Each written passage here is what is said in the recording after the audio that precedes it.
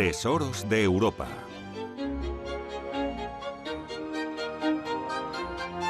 Irlanda.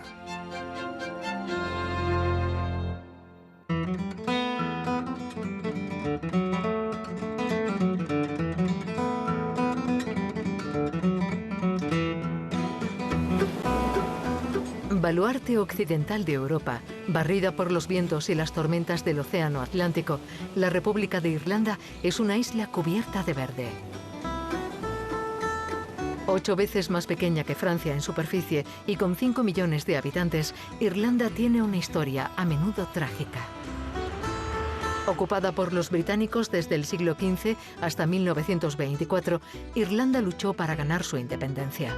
Ha sufrido 2 guerras civiles, muchas rebeliones y una gran hambruna a mediados del siglo XIX que desencadenó una emigración masiva hacia América. Quizás por todo esto es un pueblo tan fuerte. El visitante se ve sorprendido por su majestuosidad. En sus paisajes, el granito, la landa y las turberas parecen extenderse hasta el infinito. Pero es una isla de gente acogedora que ha superado la prueba y se ha convertido en uno de los países más dinámicos de Europa. Dublín, con su Catedral de San Patricio y su biblioteca. El Parque Nacional de los Montes Wicklow, una prisión que nos cuenta todas las penurias vividas a lo largo de la historia. El Castillo de Ashford y los ponis de la legendaria Connemara. 5 tesoros que resumen Irlanda, su belleza, su crudeza y su historia. Nos dirigimos a Dublín, la capital de la República de Irlanda. Objetivos: su Catedral de San Patricio y su biblioteca más antigua, la Biblioteca Marsh. Rodeada por las grises aguas del mar de Irlanda, Dublín es una capital de escala humana. Cruzamos el Liffey por el puente de Halfpenny, siguiendo los pasos de Oscar Wilde, antiguo estudiante del Trinity College. En las calles peatonales del casco antiguo, el visitante descubre un centro histórico modesto y acogedor, que es a la vez el centro político, artístico, cultural, económico e industrial de Irlanda.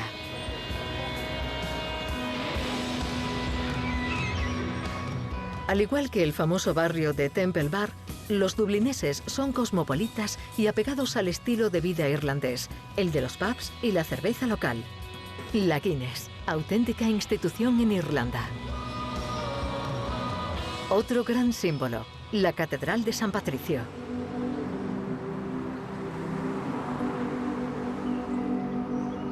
Edificada en el siglo XII sobre un antiguo lugar de culto, la imponente Dama de Piedra ha pasado por numerosas restauraciones en los siglos XVII y XVIII. La nave central presenta una verticalidad propia de la arquitectura gótica del siglo XIII. Las vidrieras de la catedral, llamadas la Biblia de los pobres, relatan pasajes de los evangelios y de la vida de santos. La catedral fue construida a mediados del siglo XIII. Las obras duraron más de 20 años. Los trabajos comenzaron alrededor del 1225 y estaban casi acabados en 1250. La obra fue realizada por los normandos poco después de la conquista de esta parte de Irlanda. Los normandos, descendientes de los vikingos, provenían de Normandía y conquistaron Inglaterra, Bretaña y llegaron a esta isla, Irlanda. Construyeron su primera iglesia de piedra aquí hacia 1190. Antes de esa había una antigua iglesia irlandesa, probablemente de madera, levantada hacía mucho tiempo, quizá en el siglo IX o el X. Sabemos, pues, que es un lugar de culto cristiano desde hace más de 1000 o 1200 años. La catedral se levanta donde San Patricio bautizó a sus fieles en el siglo V de nuestra era, iniciando la evangelización del país. Nació en la época del final del Imperio Romano. Su padre era un alto cargo civil romano en el siglo V. Cuando Patricio alcanzó la edad adulta, los romanos habían abandonado Britania y estaban atrincherados en la Galia. San Patricio fue capturado por piratas irlandeses en la costa británica. No sabemos exactamente dónde, y lo llevaron a Irlanda como esclavo.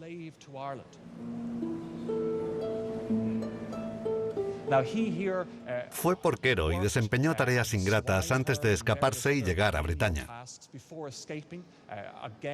Fue ordenado sacerdote y después obispo en Francia. Luego regresó a Irlanda para predicar y convertir a los habitantes de la isla. Sentía que tenía un sueño o la vocación de regresar con aquellos que le habían maltratado. Así pues, volvió y se quedó en Irlanda para el resto de sus días, para llevar el cristianismo a esta isla.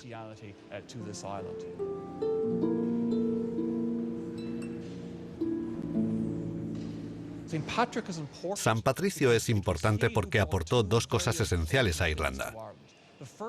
La primera fue el cristianismo y la segunda, la alfabetización.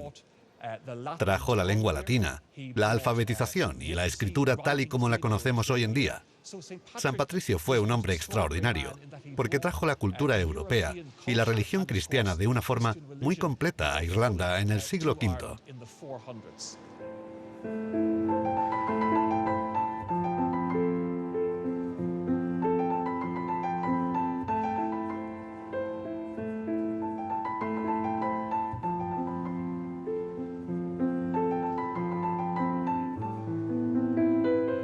Cerca de la Catedral de San Patricio encontramos la biblioteca pública más antigua de Irlanda, que alberga una colección de más de 25.000 libros y 300 manuscritos. Este espacio de cultura popular fue ideado por el Parlamento irlandés a principios del siglo XVIII. La Biblioteca Marsh lleva el nombre de su fundador, el arzobispo Narcissus Marsh. El arzobispo Narcissus Marsh fue un clérigo y erudito inglés que se instaló en Irlanda en 1679 como rector del Trinity College de Dublín. Le preocupaba el hecho de que en Dublín resultara difícil acceder a los libros. Para remediarlo, hizo construir esta biblioteca con sus propios fondos. Quería una biblioteca gratuita y accesible para todos los diplomados y caballeros.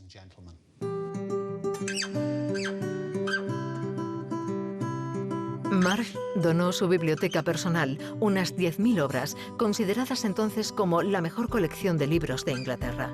Después, la biblioteca recibió libros de Elie Boéreau, una hugonote francesa originaria de La Rochelle y refugiada en Irlanda tras la revocación del Edicto de Nantes. Entre las temáticas encontramos la medicina, el derecho, las ciencias, los viajes, la teología o la música. Este tratado filosófico, escrito por Cicerón, es la obra más antigua de la biblioteca. Algunos manuscritos pertenecientes al arzobispo están escritos en turco, hebreo, árabe o ruso. Como este atlas coloreado a mano, la biblioteca guarda maravillas que deleitarán a todos los amantes de libros raros. Durante estos 300 años hemos recibido la visita de muchos autores famosos. Jonathan Swift, el autor de Los viajes de Gulliver, Bram Stoker, el autor de Drácula, y James Joyce, el dublinés que escribió Ulises. Aunque Jonathan Swift se hizo famoso con Los viajes de Gulliver, también fue uno de los mejores escritores satíricos en prosa de la lengua inglesa. En El cuento de un tonel, publicado en 1704, Swift denuncia el fanatismo religioso. El libro disgustó a la reina de Inglaterra, lo que le impidió ser obispo. No obstante, se convirtió en deán de la Catedral de San Patricio, vecina de la Biblioteca Marsh. Los libros que hay en la biblioteca han inspirado a grandes autores a lo largo de los siglos.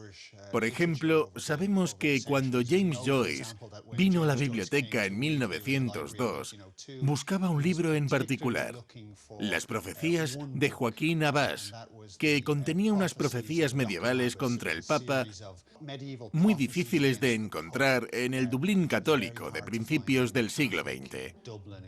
Este es el único sitio donde lo pudo encontrar.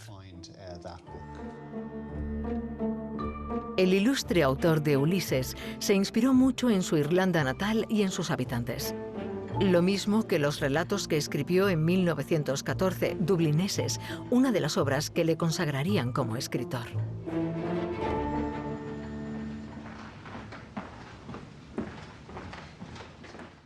La biblioteca sufrió muchos robos. En los siglos XVIII y XIX, los libros eran objetos raros y preciados. Se encontró una solución ingeniosa para el problema de los robos. Los lectores eran encerrados en jaulas para asegurarse de que no se llevaban los libros. Se les registraba antes de entrar y de nuevo al salir. Las jaulas son el rasgo más singular de la biblioteca.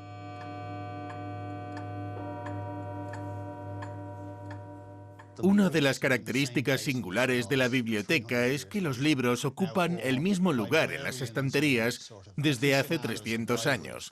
Para los bibliotecarios y amantes de las bibliotecas es fascinante, y para el gran público también, porque entramos en la biblioteca y la vemos exactamente como estaba hace 300 años. Así pues, si esos famosos autores volviesen 300 años después, Jonathan Swift, por ejemplo, reconocerían no solo el edificio, su estructura y las estanterías originales, también podrían encontrar un libro que leyeran en el mismo sitio donde lo dejaron hace 300 años.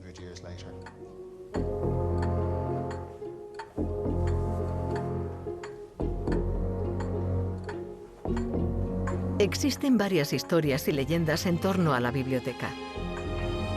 La del arzobispo Marsh, su fundador, es de las más conocidas.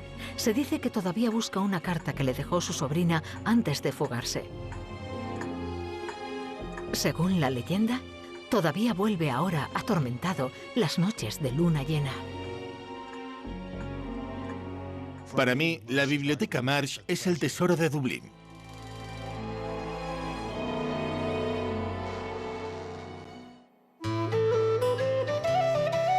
En el sur de Dublín, frente al mar de Irlanda, encontramos el Parque Nacional de los Montes Wicklow.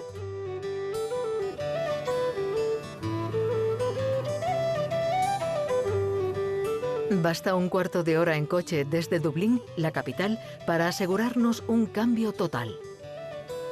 Los Montes Wicklow constituyen la región continua de mesetas más grande de Irlanda y culminan a 925 metros de altitud en el Lugnaquilla, el pico más alto de la provincia de Leinster. Hay una sucesión de majestuosas cascadas y lagos bordeados de bosques de robles y coníferas.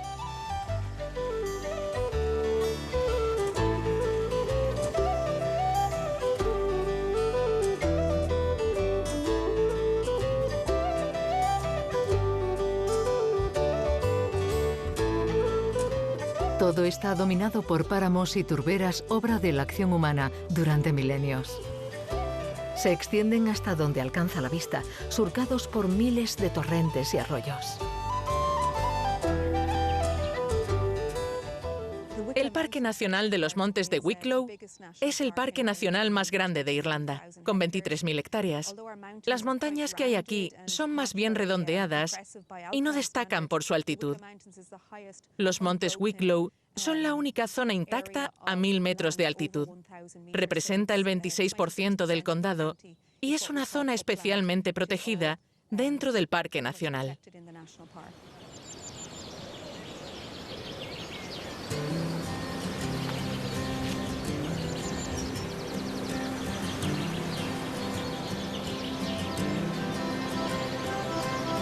El Parque Nacional de los Montes Wicklow tiene 3 lagos principales.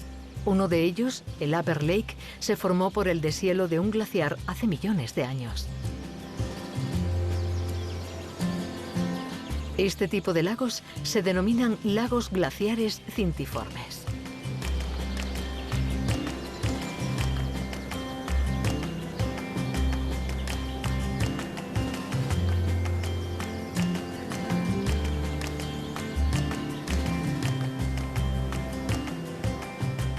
Toda esta zona fue explotada en el siglo XIX y principios del XX por la industria minera de plomo y zinc. Aún así, lo que vemos ahora es un precioso paisaje natural moldeado por el hombre. Los árboles que vemos a orillas del río son pinos silvestres originarios de aquí, pero fueron plantados por las empresas mineras para emplearlos como soportes en las galerías de la mina.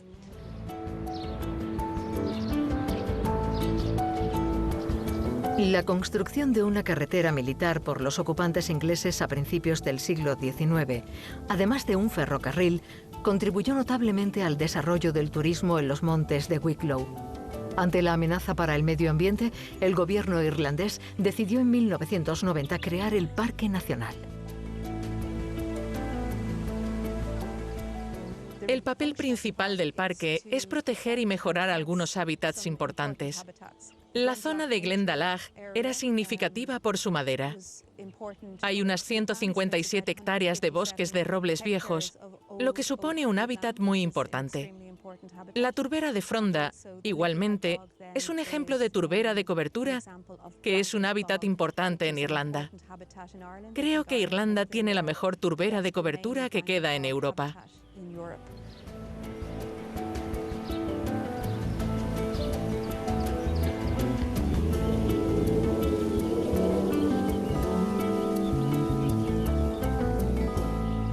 En este parque habitan todos los animales salvajes de Irlanda. Las especies importantes que podemos encontrar son los ciervos, mamíferos terrestres como los erizos o la marta de los pinos. También tenemos una importante población de ardillas nacidas en Irlanda. En cuanto a las aves, tenemos varios pájaros cantores y dos aves que son particularmente importantes para Wicklow, que son el halcón peregrino y su primo pequeño, el esmerejón. Además, la legislación europea ha designado la zona como de protección especial para las aves y en particular para estas dos especies.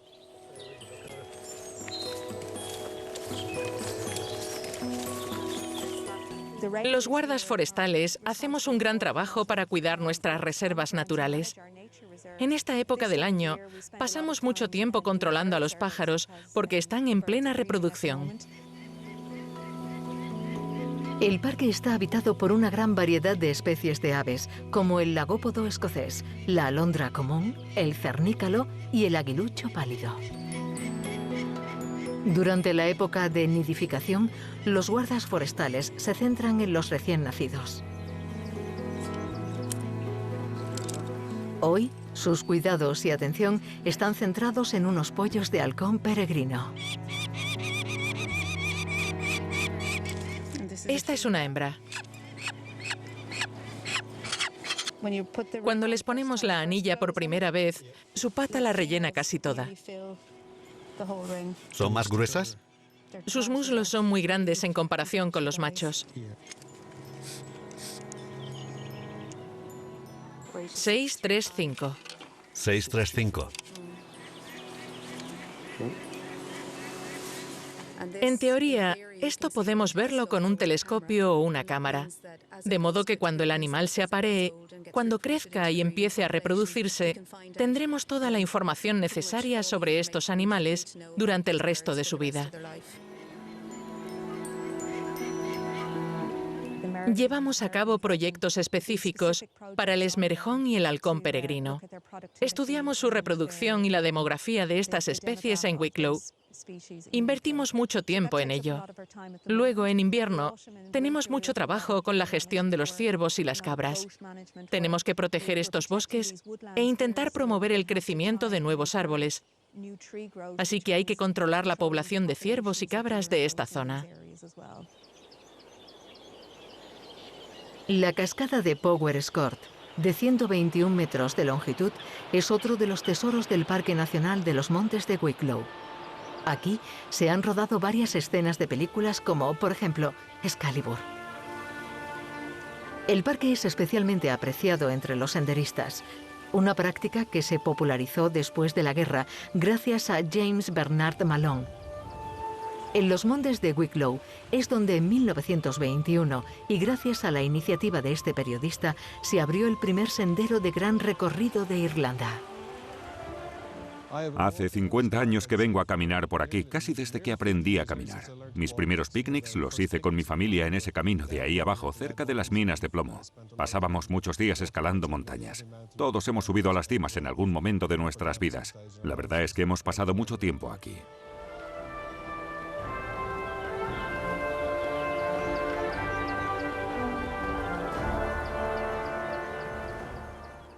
Lo mejor es que, aunque el parque es uno de los destinos turísticos más visitados de Irlanda, incluso en los días de mayor afluencia podemos desviarnos de los caminos principales y estar solos para disfrutar la magia de este sitio.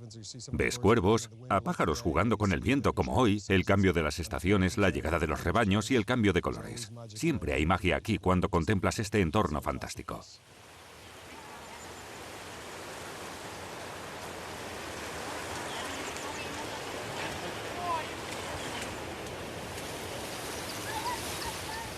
Crecí en la ciudad de Dublín y venir aquí es genial, ya que está muy cerca de la ciudad. De hecho, me gusta tanto que decidimos mudarnos aquí. Vivimos en medio del bosque y cada día salgo con mi mujer y mis hijos a disfrutar de la naturaleza. Estas tierras cargadas de agua ofrecen un paisaje de montañas y turberas genuinamente irlandés. Y si a finales del siglo XVIII hubo una efímera fiebre del oro en esta región, hoy atraen gran número a los amantes de los espacios abiertos mecidos por los vientos.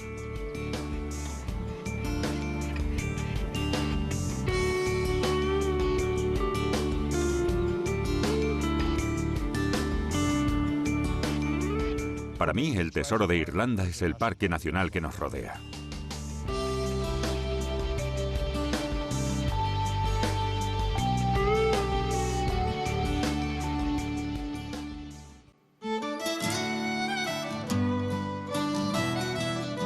Nos dirigimos al condado de Wicklow, situado a unos 50 kilómetros de Dublín.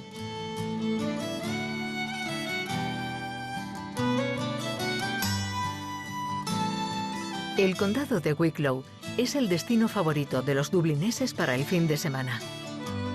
Limita con el mar de Irlanda y está dominado al oeste por la cordillera de los montes Wicklow, un parque nacional donde las landas y las turberas se extienden hasta donde alcanza la vista. La costa al este no se queda atrás, como atestiguan las ruinas del Black Castle, el castillo negro edificado en el siglo XII en la pequeña ciudad de Wicklow.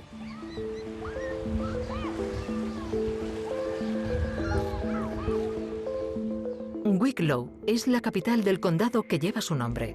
Es conocida por albergar en medio de la ciudad la prisión más conocida de Irlanda y uno de los símbolos de los sacrificios realizados durante la lucha por la independencia del país. A finales del siglo XVII, una ley indicaba que cada condado de Irlanda tenía que tener su propia prisión para ocuparse de sus propios habitantes. En 1702 se abrió esta prisión. En esa época era un edificio mucho más pequeño. Encima de la puerta había 6 grandes celdas. Pero con el tiempo, la prisión se fue ampliando hasta ocupar todo este patio en el que estamos, conservando siempre el edificio original. Al ser la prisión del condado, reunía a los reclusos autores de todos los delitos cometidos dentro del condado. Había desde gente que había robado un trozo de pan hasta asesinos. En esa época, los prisioneros se encerraban juntos, sea cual fuere su delito. Los jóvenes ladronzuelos estaban cautivos junto con los asesinos o los peores criminales. Desde su apertura en 1702 hasta el siglo XIX, las condiciones de vida eran infernales. El inspector general de prisiones de la Gran Bretaña e Irlanda, el señor Jeremiah Fitzpatrick, describió este sitio como el infierno o la puerta de entrada al infierno. Por eso a las puertas del interior se les llamaba las puertas del infierno.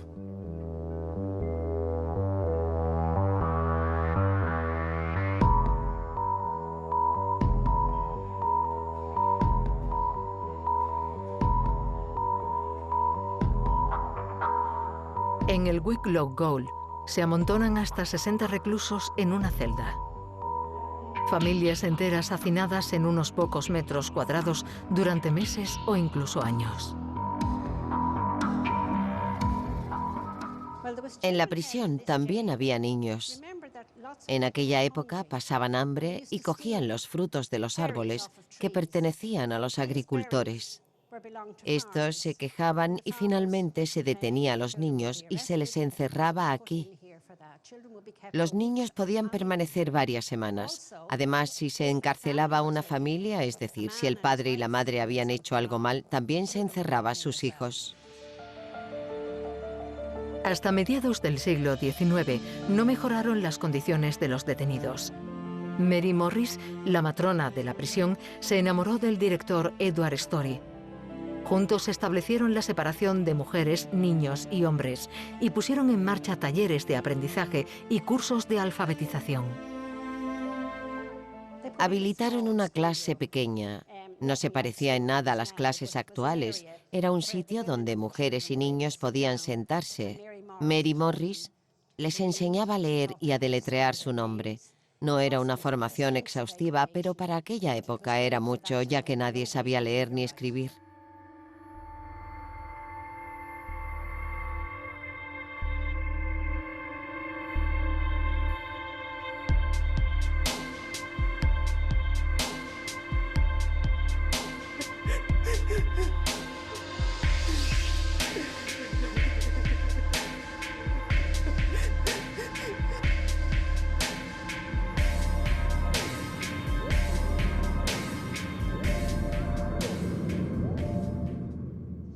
Hay muchas celdas, sobre todo en las zonas de las mazmorras, donde encadenaban a los prisioneros a las paredes y les golpeaban. Era horrible. Se sabe que hubo un hombre que fue abandonado en las mazmorras y murió ahí porque se olvidaron de él.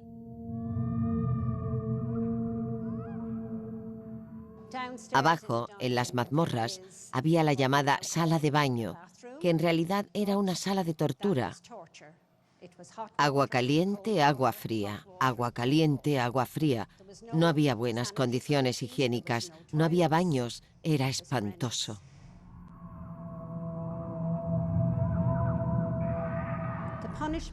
Los castigos eran horripilantes. Uno de ellos se hacía en una rueda que había fuera. Los hombres se subían encima de los tablones y tenían que hacer girar la rueda durante horas. La única intención era la de castigarles, y si un hombre se caía, los demás tenían que seguir. No importaba si moría.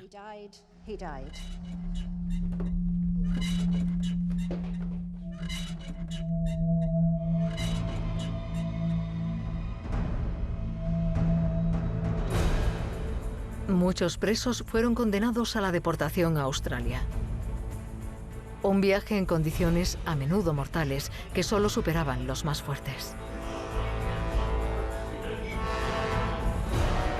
Una vez en Australia, los detenidos servían como mano de obra por todo el país. La gravedad del delito o del crimen cometido importaba poco. La condena iba ligada a la necesidad de mano de obra en la colonia británica.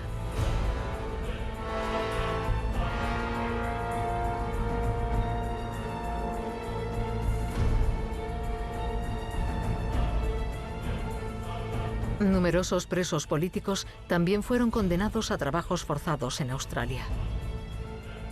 De 1798 hasta 1916, y durante la Guerra de Independencia que siguió, Irlanda sufrió numerosas rebeliones.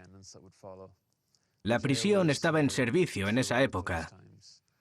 Albergaba reclusos que eran líderes rebeldes locales y a personas que eran meros soldados de infantería. Y durante la rebelión final, en la Guerra de Independencia y durante la Guerra Civil, los prisioneros capturados en la región fueron recluidos aquí. Al final de su periodo de actividad, cambió de categoría y fue principalmente un centro de prisión preventiva. Los reclusos eran enviados a Dublín, donde cumplían su condena. Ese fue el caso de Skin Childers.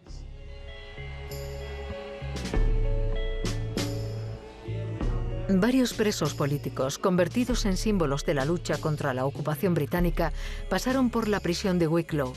Así ocurrió con Billy Byrne, uno de los líderes locales de la rebelión de 1798. Con Robert Skin Childers, un escritor nacionalista cuyo hijo fue el cuarto presidente de Irlanda. O con William O'Grady, uno de los últimos presos políticos confinados entre estas paredes. Originario de Wicklow, una parte de su descendencia todavía vive aquí, como Matt Carroll, su bisnieto. En esa época, mi bisabuelo William creía en una Irlanda unida y libre. Era un representante político del partido Sinn Féin.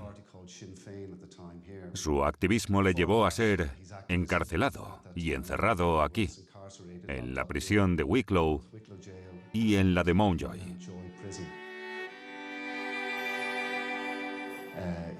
Entró aquí en noviembre de 1920. No sabemos la duración de su estancia en la prisión de Wicklow, pero sabemos que pasó bastante tiempo.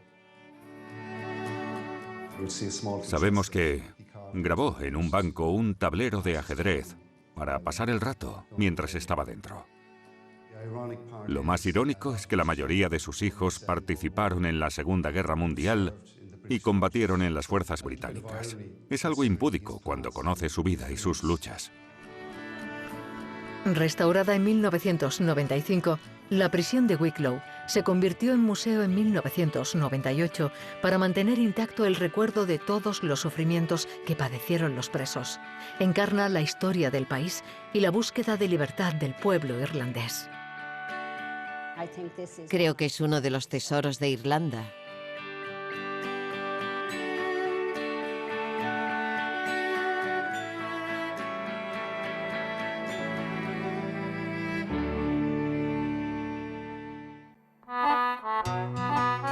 Nos dirigimos a Connemara, región situada en la costa oeste de Irlanda, a unos 300 kilómetros de Dublín. Connemara se encuentra en el extremo occidental de Europa, frente al Atlántico. Su costa irregular, tachonada de fiordos, bahías y penínsulas, protegen una región cubierta de landas, de ríos y de lagos. Sus 32.000 habitantes viven principalmente de la ganadería ovina y del turismo.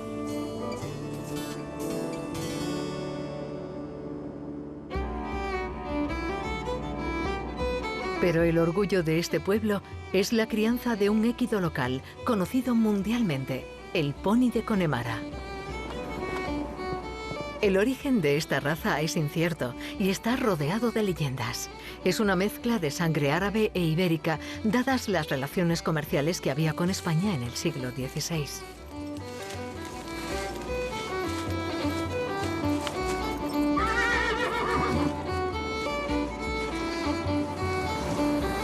El pony de Connemara se ha exportado a todo el mundo.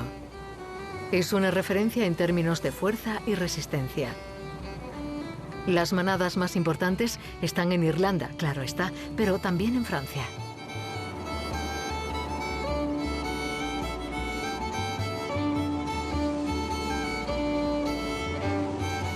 Brian es criador de ponis de Connemara, un oficio que se transmite de padres a hijos desde hace generaciones.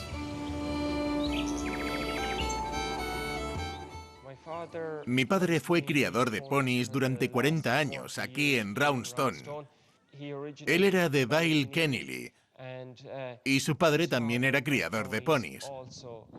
Así que en nuestra familia llevamos 90 años haciendo esto.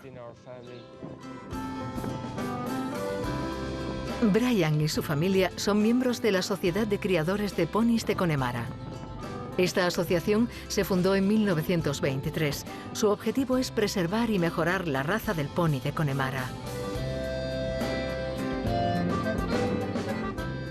La Sociedad de Criadores de Ponis de Connemara se fundó hace 100 años.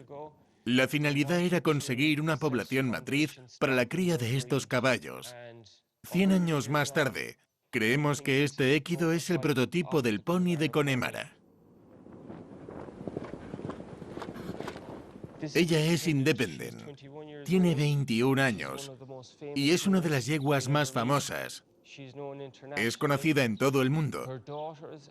Sus hijas y sus nietas han hecho historia en la Sociedad de Criadores de Ponis de Connemara.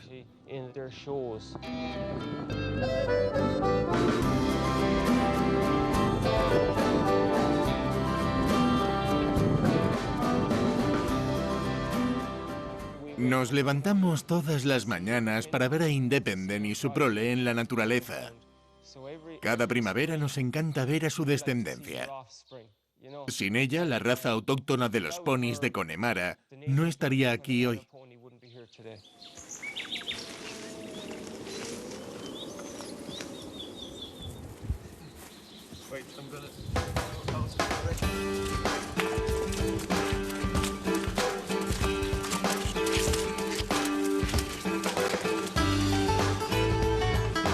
Para alcanzar la excelencia en la crianza se necesita pasión y, sobre todo, invertir mucho tiempo.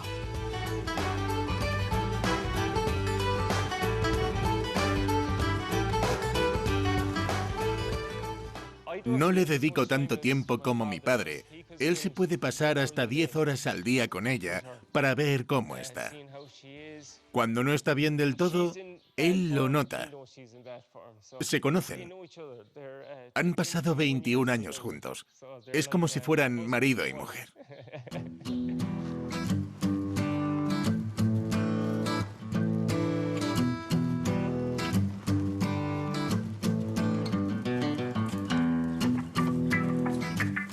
La Sociedad de Criadores de Ponis de Connemara organiza periódicamente concursos para seleccionar a los mejores ponis. Esto es una tradición. Todos los domingos de verano se celebran eventos por toda Irlanda, sobre todo en la costa oeste del país. Es una buena actividad para hacer con la familia y amigos, para pasar un rato juntos.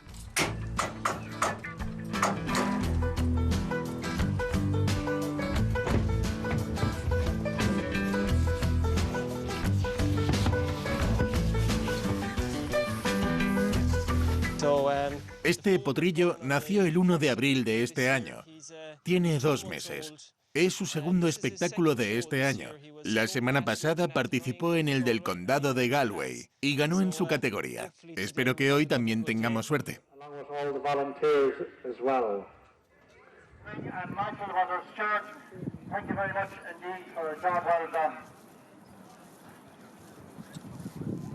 Tenemos que hacer publicidad de nuestros ponis. Es una oportunidad para que la gente los vea.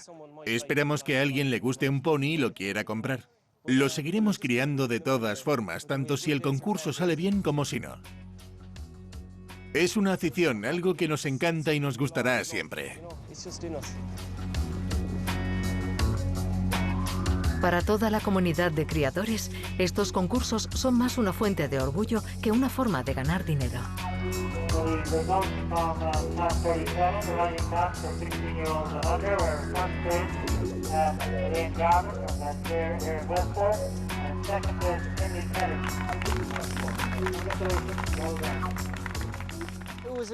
De momento está siendo un buen día. Ha acabado segundo de su categoría. Está progresando muy bien, no para de aprender. En las próximas semanas empezará a seguir a su madre. Esperamos que tenga una buena evolución. Hemos ganado un cheque y una escarapela. El cheque nos permitirá pagar la gasolina para volver, más o menos.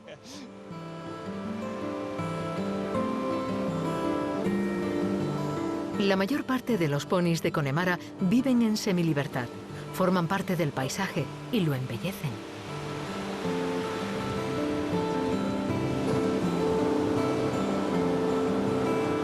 En el centro hípico de Sean, el tío de Brian, los ponis están disponibles a cualquier hora para el goce de los turistas.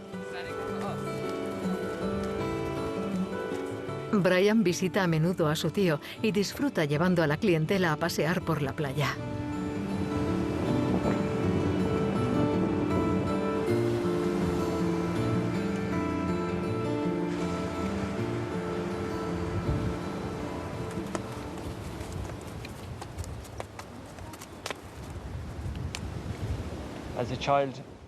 De pequeño, cuando mis padres no estaban en casa, me dejaban aquí con mi tío. Y creo que mi amor por los ponis viene de esa época.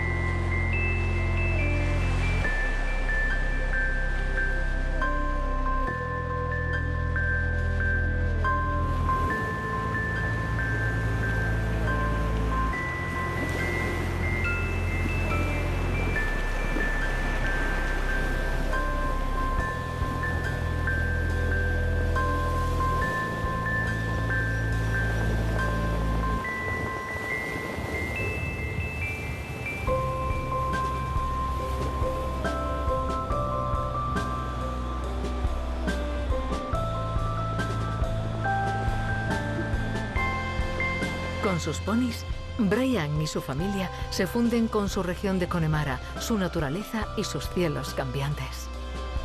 Para ellos, criar los ponis es más que un oficio. Es un estilo de vida que hay que transmitir a las generaciones futuras. Para mí, el tesoro de Irlanda es el pony de Connemara.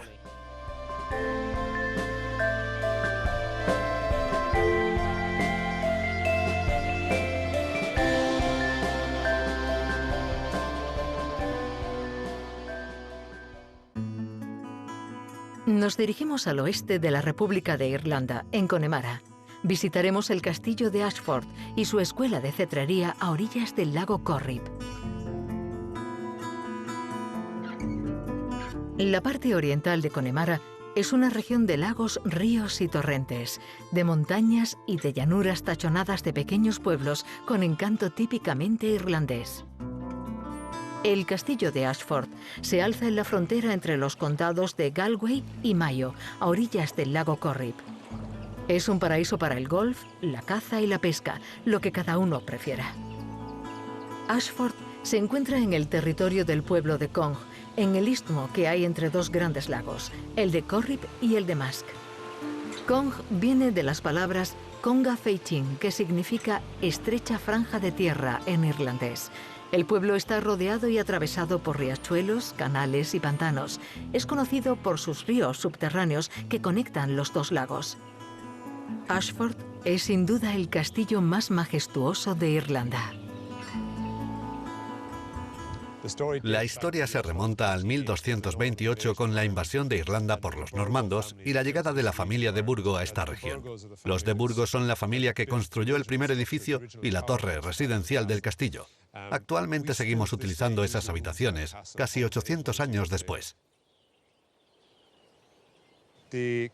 A lo largo de su historia, el castillo ha pasado por diversos avatares, por buenos y malos periodos, especialmente durante la Gran Hambruna y hasta que la familia Guinness adquirió la propiedad en 1864.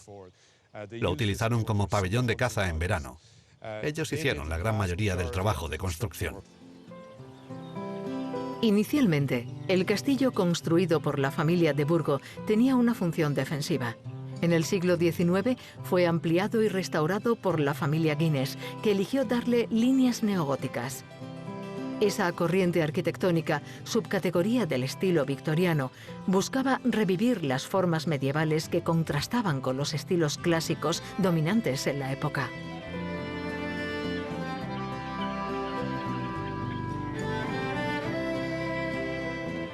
Observad todo lo que tenéis alrededor, todas estas islas que hay en la mitad norte del lago Corrib, todos los bosques. Hay 1,5 millones de árboles en 10.500 hectáreas, con árboles traídos del mundo entero. Cuando la familia Guinness era propietaria del lugar, era la familia más rica de Irlanda y de la Gran Bretaña. Formaban parte del Parlamento de Gran Bretaña. Así pues, tenían un rango social muy prestigioso. En 1905 recibieron la visita de un hombre que lo cambió todo. Fue la visita del príncipe Jorge, el futuro rey Jorge V del Reino Unido. El motivo de la visita fue una gran cacería de becadas, pero cuando llegó a Ashford, quedó tan impresionado por la acogida, su extraordinario entorno natural y por la excepcional cultura de la gente de la zona, que su visita pasó de 2 semanas a una estancia de 6 semanas. Esto elevó la finca al rango de propiedad real. Después de eso, el castillo de Ashford no ha perdido su renombre. Cuando en 1938 se convirtió en hotel de 5 estrellas, la decoración interior de la familia Guinness se mantuvo intacta. Desde entonces, los huéspedes más selectos fueron desfilando por el castillo, desde Grace Kelly a Brad Pitt, pasando por John Wayne, Robin Williams o Pierce Brosnan.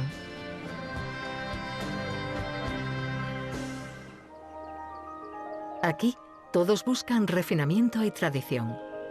Una de las actividades más antiguas de Ashford, vinculada al pabellón de caza, es el arte de la cetrería, que consiste en capturar una presa en su medio natural con la ayuda de un ave de presa adiestrada. Las primeras muestras de la existencia de la cetrería se remontan a 2000 años antes de Jesucristo en China y Japón. Así pues, la cetrería tiene una historia de 4000 años, muy anterior a las pistolas o a los arcos y flechas, y era una forma fiable de llevar comida a casa. Creemos que las primeras muestras de cetrería en Irlanda y Europa datan del año 400 después de Cristo. Cuando la civilización se extendió hacia el oeste, la cetrería la acompañó. El Club de la Cetrería Irlandesa existe desde el año 1870. Se aprobó una ley para prohibir la cetrería a cierta distancia de Dublín porque se había hecho muy popular. Actualmente es menos popular porque requiere mucha dedicación. Los cetreros comen, duermen, viven y respiran para la cetrería. Declarado Patrimonio Cultural Inmaterial de la Humanidad por la UNESCO, este arte antiguo es el fruto de una práctica inmemorial en constante evolución, especialmente en cuanto a la crianza y el modo de captura de las aves. La escuela de cetrería de este castillo arrancó en 1999. Mi marido y yo descubrimos la cetrería hace unos 27 años, cuando vivíamos en Inglaterra cerca de un centro de aves de presa. Fuimos un día a verlo y volvimos una y otra vez hasta que nos hicimos miembros e hicimos un curso con los halcones. Estudiamos durante un año y nos especializamos en cetrería. Luego nos compramos nuestro propio halcón. Hoy cumple 26 años y todavía vuela cada día. Cuando nos dimos cuenta de que podíamos combinar nuestra pasión y nuestro trabajo, supimos que no haríamos otra cosa.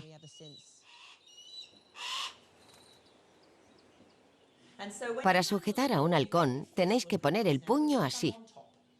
Tenemos que imitar la rama de un árbol.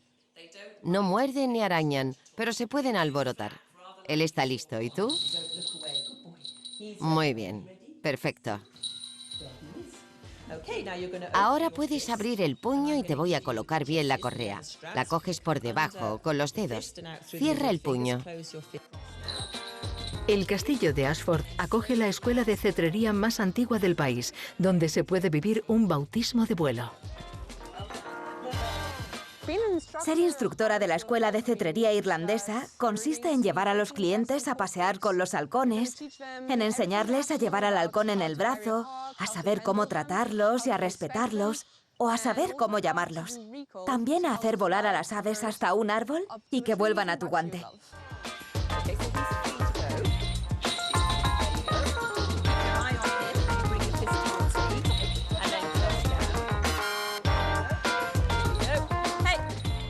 Es muy emocionante, me encanta. Son preciosos. Me encanta esta ave. Para mí es una experiencia única. Nos los traen cuando tienen 10 días y los empezamos a adiestrar inmediatamente. Los alimentamos haciendo los sonidos que luego haremos para llamarlos. Cuando empiezan a volar lo hacen desde el guante y siempre comen estando en el guante. A partir de las 12 o 13 semanas ya pueden empezar a dar sus paseos con los clientes. Puede que se distraigan un poco y que ataquen a las hojas de un árbol, pero eso lo hace más divertido. Hay que tener en cuenta que son crías, no halcones adultos.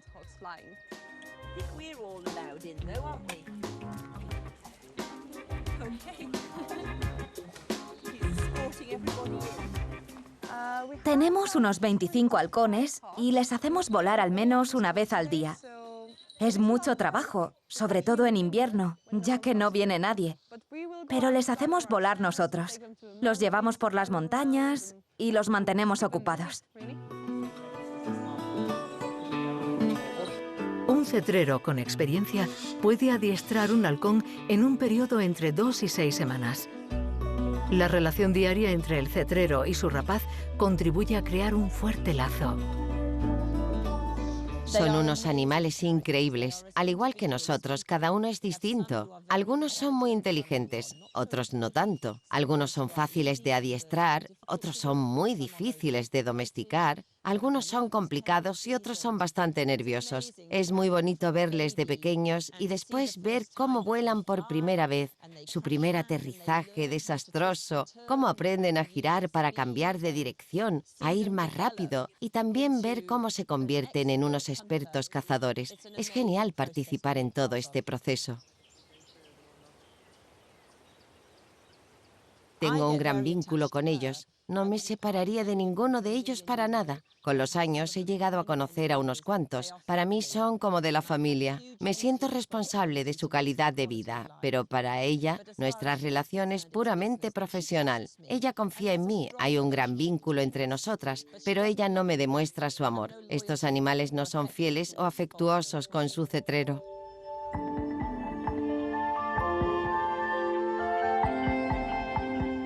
Salimos a cazar juntas y trabajamos en perfecta armonía. No tenemos necesidad de hablar. Conoce mi lenguaje corporal y me puede reconocer sin verme ni oírme. Y yo sé qué quiere que haga cuando se pone en el árbol en función del sitio a donde mira. Es una relación increíble. No se puede comparar con nada.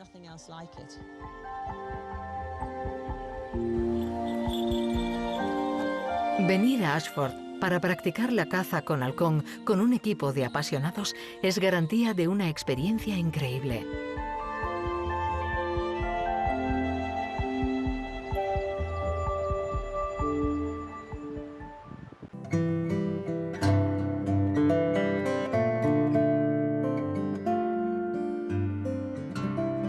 Irlanda es deslumbrante. El agua de sus lagos y ríos es igual de pura que el verde de sus paisajes. Es un país lleno de contrastes. Las huellas de su dolorosa historia aún son visibles y a menudo majestuosas. Irlanda, este país hoy dinámico, ofrece al viajero infinidad de sorpresas.